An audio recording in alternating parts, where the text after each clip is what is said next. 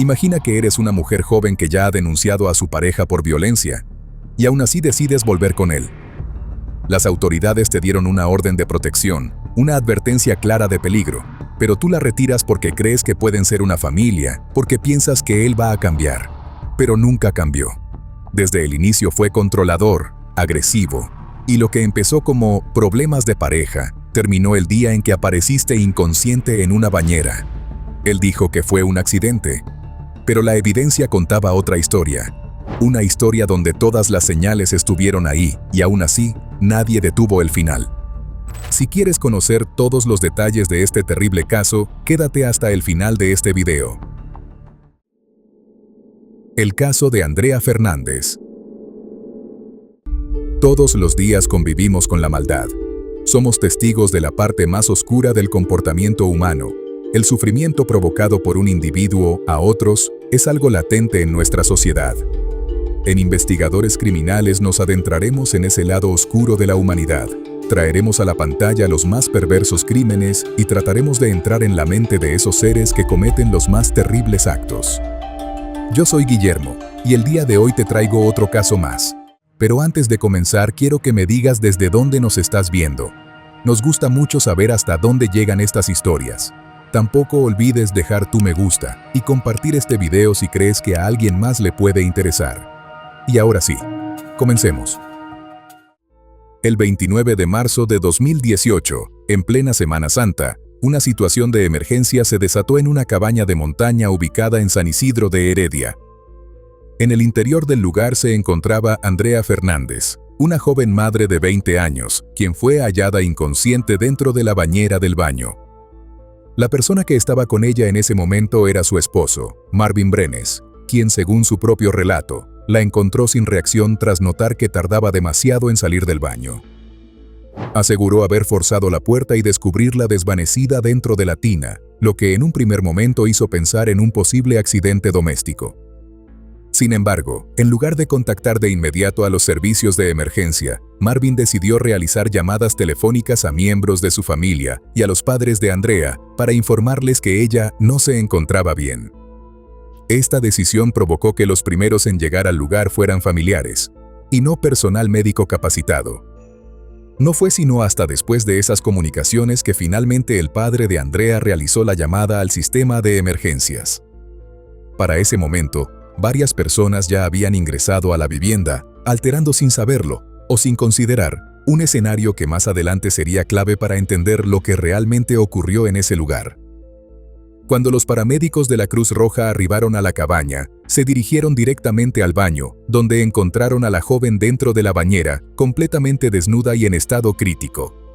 Presentaba signos evidentes de haber sufrido una situación violenta, como marcas en los brazos, el cuello visiblemente enrojecido y una herida en la cabeza.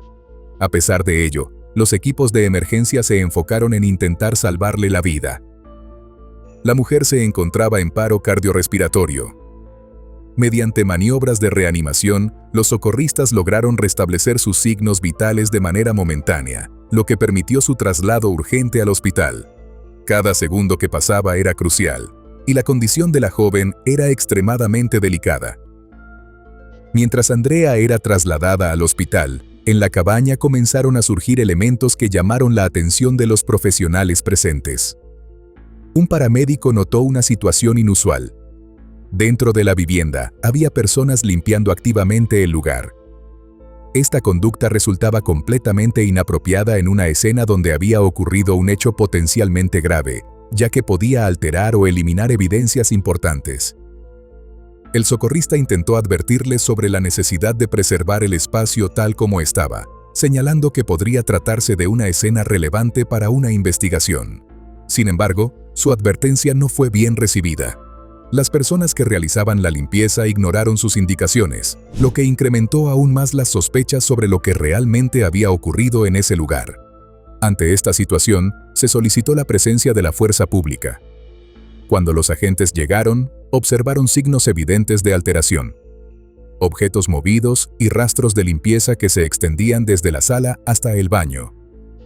Estas primeras observaciones marcaron el inicio de una intervención policial que, con el paso del tiempo, revelaría que el caso distaba mucho de ser un simple accidente doméstico. Una vez en el hospital, la situación empeoró rápidamente. A pesar de los esfuerzos médicos, sufrió múltiples paros cardíacos consecutivos.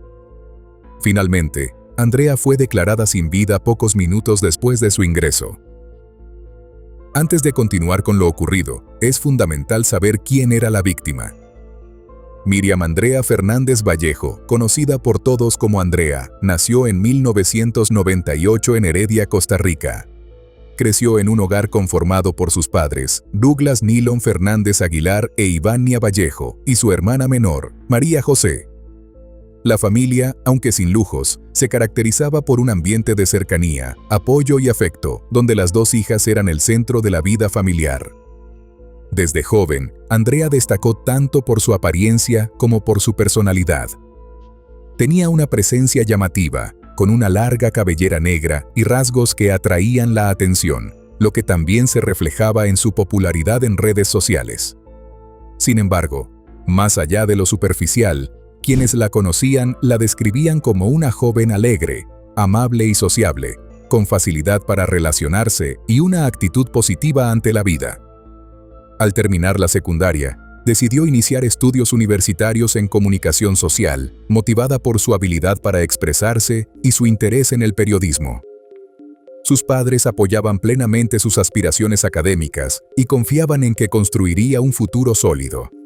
Su vida, en ese momento, seguía el curso de una joven con metas claras, rodeada de una familia que la respaldaba en cada paso.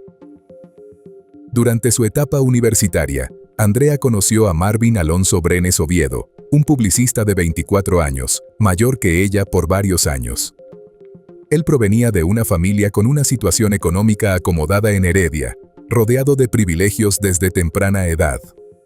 Aunque no estaba del todo claro el origen exacto de los ingresos familiares, se sabía que estaban vinculados a negocios importantes en la zona. Creció con sus padres Marvin Brenes y Maricel Oviedo, la hija mayor Karen y la menor Estefanía. Desde joven, Marvin había mostrado una personalidad dominante y caprichosa. Según relatos posteriores, creció siendo complacido en exceso, lo que derivó en conductas autoritarias y dificultades para asumir responsabilidades. Su estilo de vida estaba marcado por las fiestas, el consumo de alcohol y sustancias prohibidas, así como una tendencia a los excesos que generaba conflictos incluso dentro de su propia familia. Su madre vivía en constante reproche hacia él sobre su estilo de vida e intentando hacerlo recapacitar, no solo por mejorar su vida, sino también por un contexto social, dado que la madre era una persona activa en la comunidad católica de su entorno. Durante mucho tiempo, Maricel intentó condicionarlo a no darle ciertos recursos si no cambiaba su forma de ser, al grado que amenazó con quitarle el vehículo nuevo que le acababan de comprar. Sin embargo, a pesar de que el joven no cambiaba su forma de ser, la madre no tuvo el corazón de quitarle ese beneficio. Esto reforzaba en Marvin la actitud de imposición ante sus deseos. Conforme fue creciendo, también desarrolló una fuerte dedicación al aspecto físico. Pasaba gran parte de su tiempo en el gimnasio, donde moldeó un cuerpo musculoso, y practicaba judo, disciplina que le enseñó técnicas de control físico como llaves y sometimientos. Estas habilidades, que en otro contexto podrían haber sido deportivas, más adelante tendrían un papel inquietante dentro de su relación. El inicio del vínculo con Andrea estuvo rodeado de versiones distintas sobre cómo se conocieron, pero lo cierto es que rápidamente comenzaron un noviazgo a principios de 2016. En un comienzo, la relación parecía positiva. Él se mostraba atento y complaciente, y la joven, sin experiencia previa en relaciones, se involucró emocionalmente con intensidad. Sin embargo, no pasó mucho tiempo antes de que comenzaran a aparecer comportamientos preocupantes. Marvin introducía dinámicas físicas que disfrazaba de juegos, como pellizcos fuertes o llaves de artes marciales aplicadas en el cuello, que dejaban marcas visibles. Estas acciones, lejos de ser incidentes aislados, fueron las primeras señales de una conducta que empezaba a generar inquietud en el entorno cercano de Andrea. Con el paso de los meses, la relación se volvió cada vez más tensa. Marvin comenzó a mostrar actitudes posesivas y controladoras, intensificadas por su consumo de sustancias ilícitas. A pesar de las señales evidentes de deterioro en la relación, Andrea continuó involucrada emocionalmente, minimizando las conductas de su pareja y enfrentando el rechazo de su familia, que ya veía con preocupación la situación. A finales de 2016, Andrea quedó embarazada. La noticia generó angustia en sus padres, quienes consideraban que ese no era el futuro que ella había proyectado. Aún así, decidieron apoyarla completamente, ofreciéndole ayuda con el cuidado del bebé y alentándola a continuar sus estudios. También le hicieron una petición clara: que no se casara con Marvin. Pese a esas advertencias, la relación siguió adelante. Durante el embarazo, el comportamiento de Marvin se volvió aún más agresivo en el plano psicológico. La descalificaba constantemente, criticaba su cuerpo y reaccionaba con desprecio ante los cambios propios de la gestación. Aún así, insistía en formalizar la relación mediante el matrimonio, lo que terminó ocurriendo en diciembre de ese mismo año. Sin contar con estabilidad económica propia, la pareja se trasladó a vivir a la casa de los padres de Andrea, bajo ciertas condiciones que buscaban fomentar responsabilidad en Marvin. Sin embargo, lejos de mejorar, la convivencia se deterioró rápidamente. Las discusiones, el irrespeto y las agresiones se volvieron cada vez más frecuentes, involucrando no solo a la pareja, sino también al resto de la familia, que comenzó a presenciar directamente la violencia que se desarrollaba dentro del hogar. La relación con los padres de Andrea no era nada buena, al grado que el padre Douglas lo encontró en varios momentos de consumo de estupefacientes, y ante los reclamos, estallaba otra discusión intensa. La progresión de esto fue que la misma Andrea fue arrastrada al consumo de sustancias prohibidas y también llegaba a minimizar las faltas de su esposo, no solo contra sus padres, sino también contra ella misma. Uno de los episodios más graves ocurrió el 25 de diciembre de 2017. Aunque la pareja ya no convivía formalmente, Marvin continuaba entrando y saliendo de la casa de los padres de Andrea con la excusa de visitar a su hija. Esa noche, al llegar y encontrar a la bebé dormida, reaccionó con furia y comenzó a sacudirla para despertarla. Andrea intervino de inmediato, lo que desencadenó una violenta confrontación entre ambos. En medio del altercado, Marvin la sujetó con fuerza, la zarandeó y la tomó por el cuello mientras la insultaba. Andrea intentó defenderse, pero él utilizó sus conocimientos de artes marciales para inmovilizarla. La situación escaló rápidamente: golpes, forcejeos y un intento claro de someterla físicamente. La joven apenas podía pedir ayuda mientras era asfixiada. En un acto desesperado, logró golpearlo con un objeto y hacer ruido suficiente para alertar a sus padres, quienes se encontraban en el segundo piso. Cuando bajaron, Marvin la soltó, cerró la puerta de la casa y escapó, dejando a la familia encerrada. Tuvieron que solicitar ayuda para poder salir. Este episodio marcó un punto de quiebre. Al día siguiente, el 26 de diciembre, Andrea tomó una decisión que hasta entonces había evitado. Denunció a su esposo ante las autoridades. A raíz de esa denuncia, el Juzgado de Violencia Doméstica de Heredia dictó medidas de protección a su favor por el plazo de 1 año, estableciendo una orden de restricción. Tras la denuncia, la relación entre Andrea y Marvin se interrumpió por un tiempo. No obstante, la distancia no significó el final del vínculo.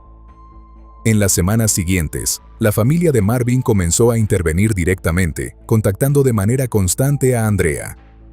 Tanto su madre como su hermana insistían en que retirara la denuncia, apelando al hecho de que él era el padre de su hija y que debía mantenerse la familia unida.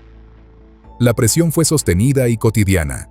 Con el paso de los días, lograron convencerla no solo de desistir del proceso legal, sino también de darle una nueva oportunidad a la relación.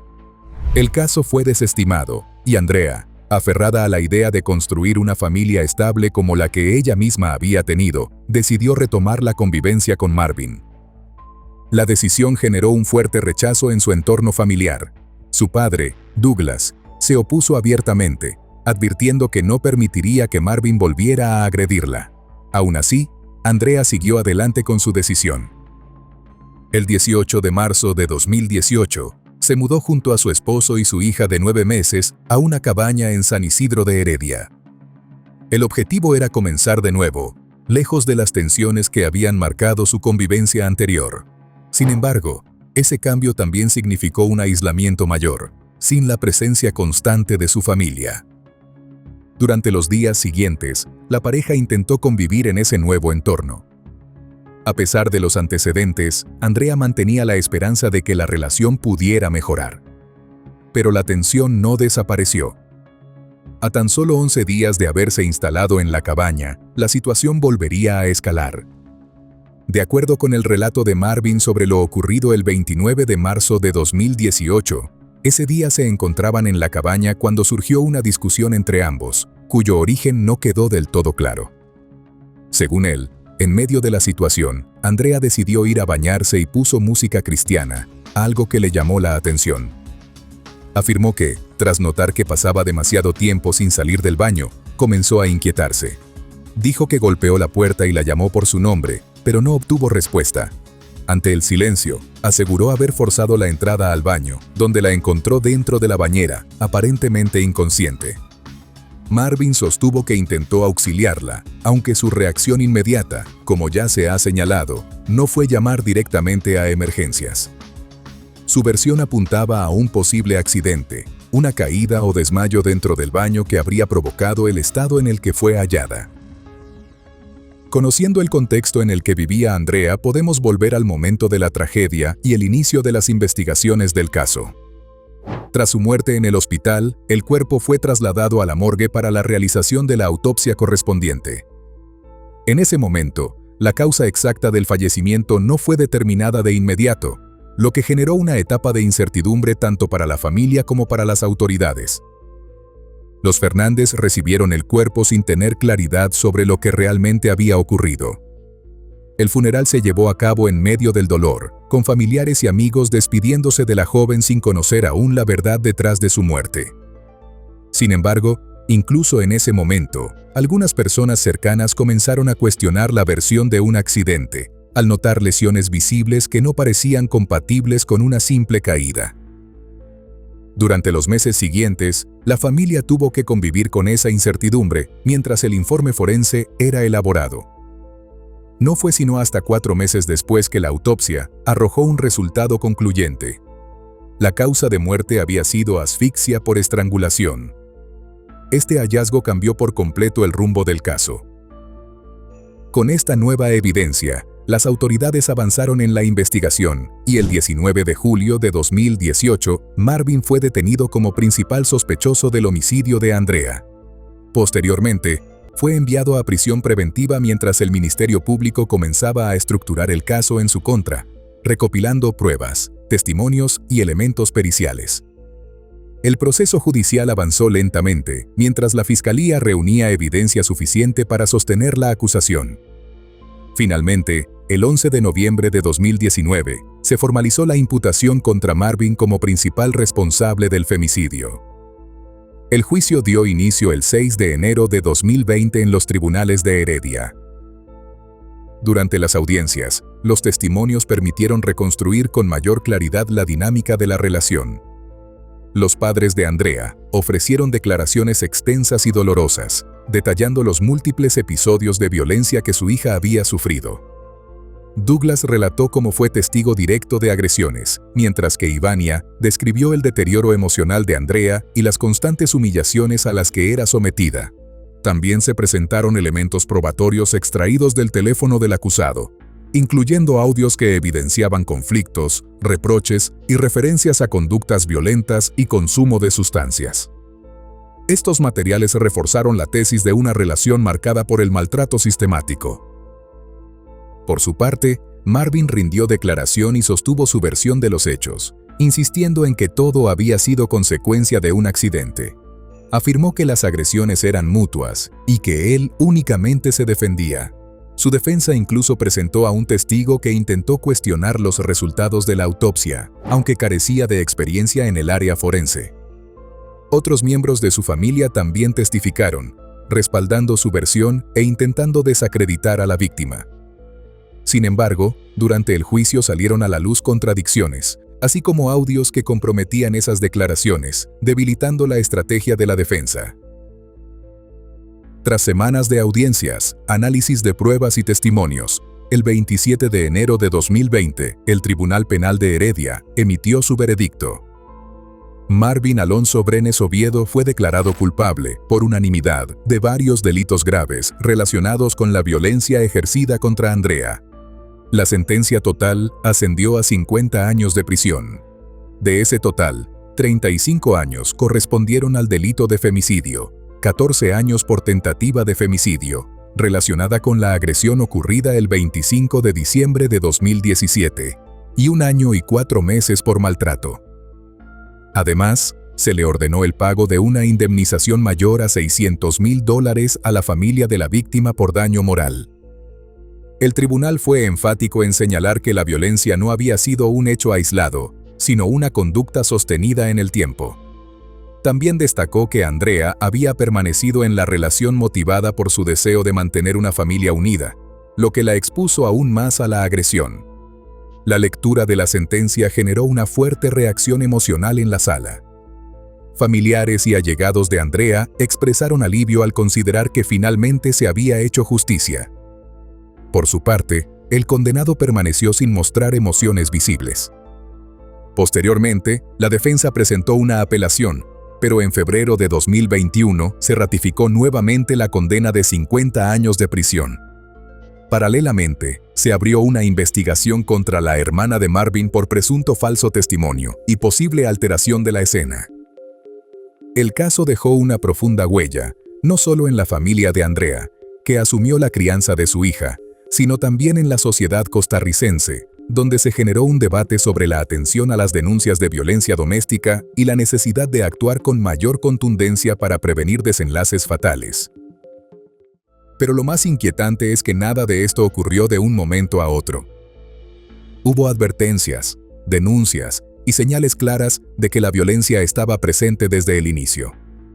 Las autoridades actuaron y se dictó una orden de protección, una barrera legal que pudo haber marcado un límite.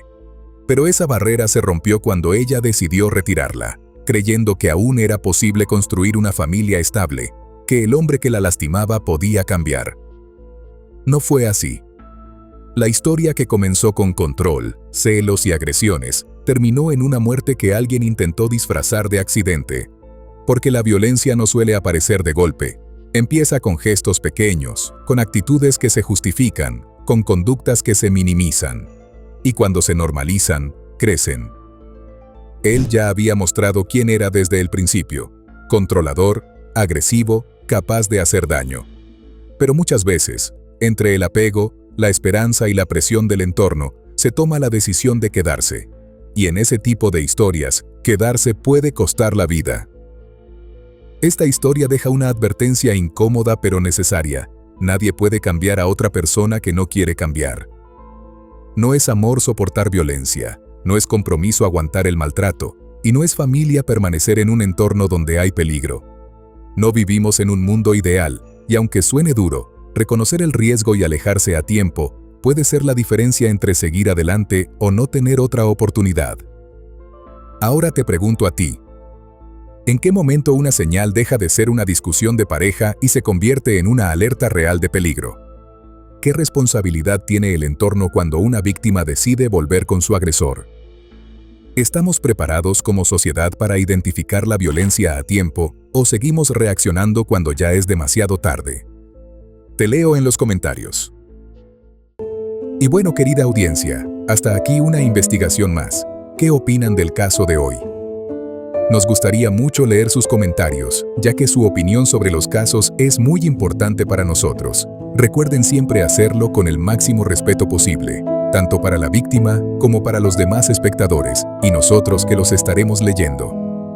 Antes de irte, deja tu me gusta y suscríbete si aún no lo estás. Tampoco te olvides de compartir este video si crees que a alguien que conoces le puede interesar. Nos vemos hasta otra investigación criminal. Adiós.